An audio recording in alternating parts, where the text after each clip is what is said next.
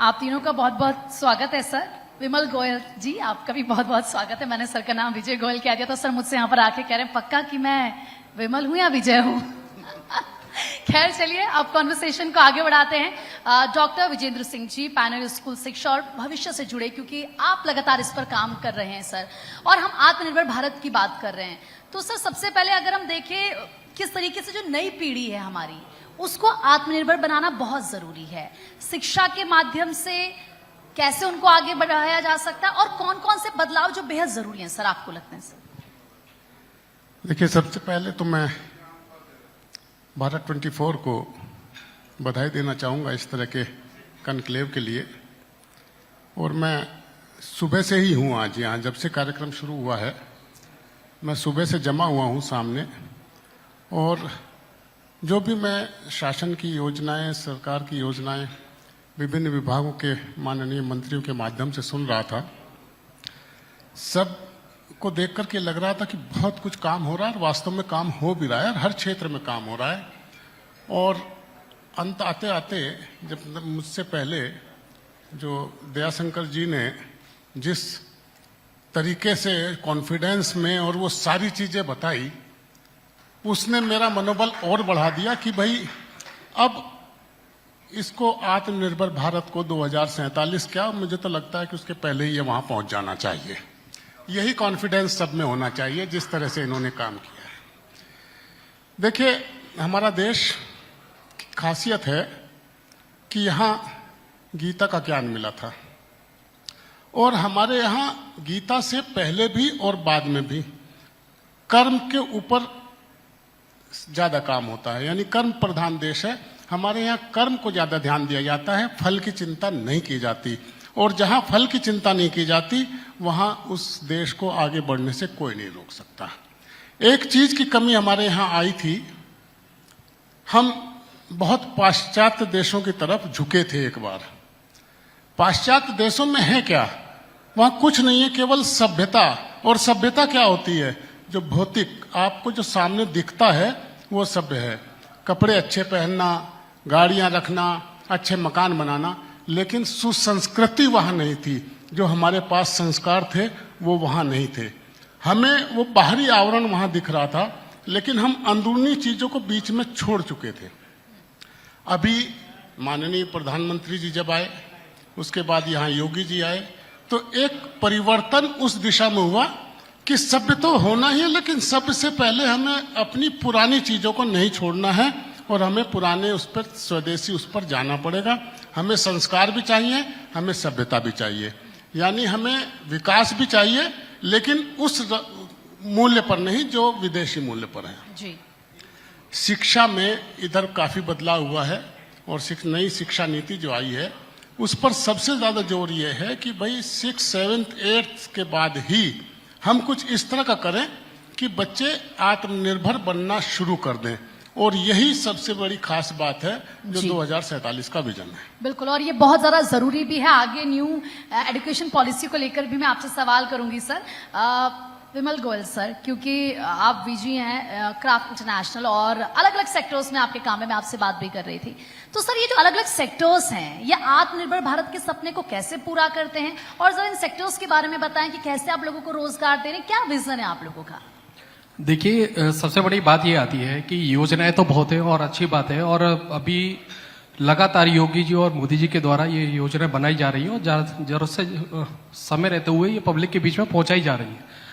पर अब इस समय सबसे बड़ी जो नीड है, जो हमारी फाउंडेशन कर रही है कि इसकी मॉनिटरिंग को लेकर भी, जैसे कि अभी मंत्री जी ने बताया कि अभी बहुत अच्छा है कि एक तरीके से हम देखें कि रोडवेज पर काम हुआ है, रोड स्ट्रक्चर पर काम हुआ है, पॉलिसियां बनाई गई हैं। पर मैं सर बैठे हैं इसलिए अभी ध्यान बस थोड़ा सा इंगित करना चाहूंगा कि इसमें थोड़ा सा डीपली जाने की जरूरत है कि हम लोग जो योजना बना रहे हैं वो सिटी स्तर पर हमारे अधिकारी इसको इम्प्लीमेंट कराने पर राजी हों। क्योंकि दिक्कत क्या आ रही है कि हम लोग योजनाएं बना रहे हैं ऊपर से, ठीक है, पर उसकी जो नीचे के हमारे अधिकारी बैठे हुए हैं हर शहर में, जरूरी नहीं है कि वो एक से तरीके से उसको इम्प्लीमेंट करा पा रहे हैं। मैं आगरा क्षेत्र से आता हूं, और मैं रोडवेज की अगर मैं बात करूं तो रोडवेज को लेकर वहां कम से कम अगर हम किसी से भी आगरा में जानकारी लेंगे तो हर बंदा उसकी एक जो भी उसके पॉइंट्स होंगे वो बता देगा कि शहर का स्ट्रक्चर रोडवेज ने किस तरीके से एक नेगेटिव कर रखा है। तो बस मैं यही चाहूंगा कि इन चीजों को, कि देखिए सड़क से लेकर और एक हर व्यापारी का, हर आम आदमी का एक समय बड़ा कीमती होता है। रोड इंजीनियरिंग बहुत अच्छी होती जा रही है, ये बात अच्छी है, पर उसका पालन करना भी आम आदमी के साथ साथ अधिकारी से लेकर सभी लोगों को आना चाहिए। और उसके जो कर्मचारी हैं वो कहीं ना कहीं एक जनता की सेवा में लगे हुए हैं और सबको एक कानून का पालन करना आना चाहिए, और ये बात सरकारी लोगों पर भी लागू होती है। बहुत अच्छी बात आपने बोली, क्योंकि अक्सर लोगों को ये शिकायत होती है कि भाई रूल्स तो आम लोगों के लिए होता है, खास जो वीआईपी होते हैं उनके लिए क्यों नहीं होता है। और जाहिर सी बात है सरकार तो वो सभी के लिए नियम बनाती है, सबको ही फॉलो करना चाहिए, लेकिन हम देखते हैं कि धौस दिखाने के चक्कर में ऐसा अक्सर हो जाता है। रोहित जैन सर, अहिंसा ग्रुप से क्योंकि आप जुड़े हैं और रियल एस्टेट सेक्टर में आप बेहतरीन काम कर रहे हैं, कितना बड़ा रोल है आत्मनिर्भर भारत में रियल एस्टेट का? और क्योंकि रियल एस्टेट मतलब ये नहीं कि सिर्फ बिल्डिंग्स बना दी, रियल एस्टेट मतलब खूबसूरती भी होती है, जिसको जाहिर सी बात है जब हम बाहर से देखते हैं लगता है वाह क्या शहर है, कैसा इसमें काम हुआ है। तो इसमें कैसे आप रोल को देखते हैं? सबसे पहले मैं भारत 24 को बहुत बहुत बधाई देता हूं कि उन्होंने रियल एस्टेट कॉन्क्लेव लखनऊ में जो आयोजित किया, और जिस तरीके से रियल एस्टेट की जो समस्याएं और जो रियल एस्टेट जिस तरह से आगे बढ़ रहा है उसको रखने के लिए एक मंच दिया हम लोगों के लिए, इसका आपको हृदय से आभार है। यहाँ पर माननीय मंत्री जी को मैं प्रणाम करता हूँ। जिस तरह से माननीय मंत्री जी ने अभी अपना प्रदेश के बारे में बताया, जो योजनाएं बताई, वास्तव में प्रदेश बहुत बदल रहा है और रियल एस्टेट सेक्टर हमारी अर्थव्यवस्था का बहुत बड़ा हिस्सा है। रियल एस्टेट सेक्टर से बहुत सारे रोजगारों का सृजन होता है। इकोनॉमी में अगर हम आगे बढ़ना चाहते हैं, 1 ट्रिलियन की इकोनॉमी जो हम यूपी की देख रही है और हिंदुस्तान को एक बड़े पटल पर ले जाना चाहते हैं जी, तो रियल एस्टेट सेक्टर अब वो पुराना मूल रूप ढांचा नहीं रह गया जहां पे हम एक इमारतें बनाते थे और लोग आके रहते थे। अब एक बहुत आधुनिकता आ गई है, नई पीढ़ी बहुत सोच समझ के और एक डिसीजनल उस पर आती है कि हमें ये चीज इस तरह से चाहिए।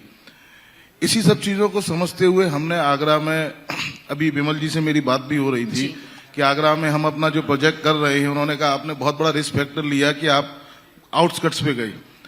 अब आगरा शहर में अगर हम जिस तरह से विकास की बात करें तो आगरा शहर पूरा चौकड हो गया है, जहां पे अगर हम अच्छे प्रोजेक्ट्स और एक लेविशनेस के साथ जाना चाहते हैं तो उसके लिए हमें आउटस्कट्स पे आना पड़ेगा।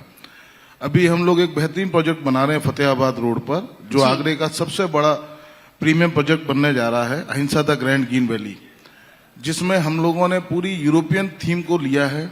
बहुत चौड़ी सड़कें, बड़े बड़े parks, luxury club, European modern style के फाउंटेन्स और जितनी मॉडर्न अम्यूनिटीज एक टाउनशिप के लिए चाहिए, जिसमें हम बात करते हैं शॉपिंग मॉल्स की, कॉमर्शियल प्लॉट्स की, जो लोगों की नीड्स हैं, एक लग्जरी आज की डेट में जिम होने चाहिए, क्लब्स होना चाहिए, विलास हैं, वो सब चीजों को नीड्स को हम लोग पूरा कर रहे हैं। और इस चीज में भी ध्यान रख रहे हैं कि हम जो बना रहे हैं वो आज के बाद आज की आधुनिकता को और ग्रीनरी, जो भविष्य में हम जिस तरह से देख रहे हैं पॉल्यूशन क्रिएट हो रहा है, तो हम लोग उस ग्रीनरी को, कि ऊर्जा हमारी सेव हो, टेम्परेचर से हम बच सके, उस तरह के हम मकान और एनवायरनमेंट बना रहे हैं। हम अपने इस मंच के माध्यम से सभी प्रदेश के रियल एस्टेट सेक्टर को ये एक मैसेज भी देना चाहते हैं कि हम लोग अब एक पुराने सेटअप को छोड़कर नई आधुनिकता की ओर आए, और जिस तरह से बिल्कुल इस सेक्टर में काम हो रहा है इसको हम नई तरीके से करने का प्रयास करें। इसमें अभी मोदी जी ने जीएसटी रिफॉर्म का जो दिया है, उससे रियल एस्टेट सेक्टर को काफी मजबूती मिलेगी, सीमेंट, सरिया, काफी चीजों में सहयोग मिल रहा है। बिल्कुल सर, और ये हम देखते भी हैं जब हम बात करते हैं अपनी नेक्स्ट जनरेशन की, तो हमें ये भी ध्यान में रखना होता है कि हम उन्हें क्या दे रहे हैं। ये सिर्फ इंफ्रास्ट्रक्चर की बात नहीं है या अलग अलग सेक्टर्स की नहीं, हम उन्हें नेचर में क्या दे रहे हैं, हम उन्हें कैसी हवा दे रहे हैं, हम उन्हें कैसा पानी देंगे, ये बहुत जरूरी है। सर, क्योंकि वक्त की कमी है मेरे पास, आप तीनों का बहुत बहुत शुक्रिया अपने सेक्टर्स पे हमारे साथ बातचीत करने के लिए। Thank you so much sir, और अपनी राय साझा करने के लिए thank you so much sir. इसी के